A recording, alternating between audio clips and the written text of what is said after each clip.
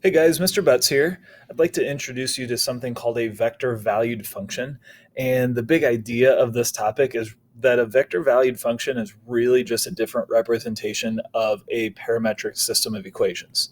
So, where with parametric equations, we have two variables, typically x and y, but it doesn't have to be x and y, defined in terms of a third variable called a parameter, usually t, but it doesn't have to be t.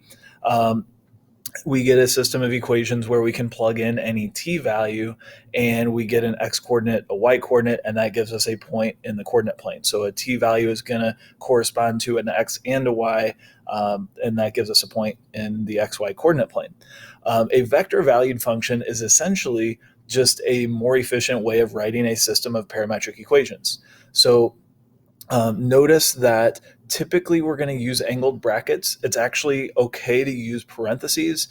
Sometimes you'll see different notations in a physics class. Sometimes you'll see vector notation written where you use I and j vectors, and you multiply I and j by the x component and the y component. So there's different ways that we can write this. We will typically see it in this form where we use these angled brackets here. And essentially what this is it's saying that x of t is equal to t squared minus 1 and y of t is equal to sine of t. So it's just a different representation of this parametric system of equations. So what we can do is we can do calculus on that just like we did with parametric equations. If you remember with parametric equations, we can find things like dx dt by just taking the derivative of the x equation, and we don't have to worry about the y equation. So they're independent of each other. So dx dt is going to be 2t. We could also write that as x prime of t. And we can do the same thing with the y equation. I'm not going to get into that here. And then if we need to, we might combine those to get something like dy dx. So we divide dy dt divided by dx dt. Usually what we're going to be looking at is x and y motion independent of each other. So we're going to look at just the components of the vector. So we can do calculus on an equation like this, and we basically just take the derivative of the x component. So each coordinate separated by the commas is called a component. And so the derivative of f is going to be 2t comma cosine of t.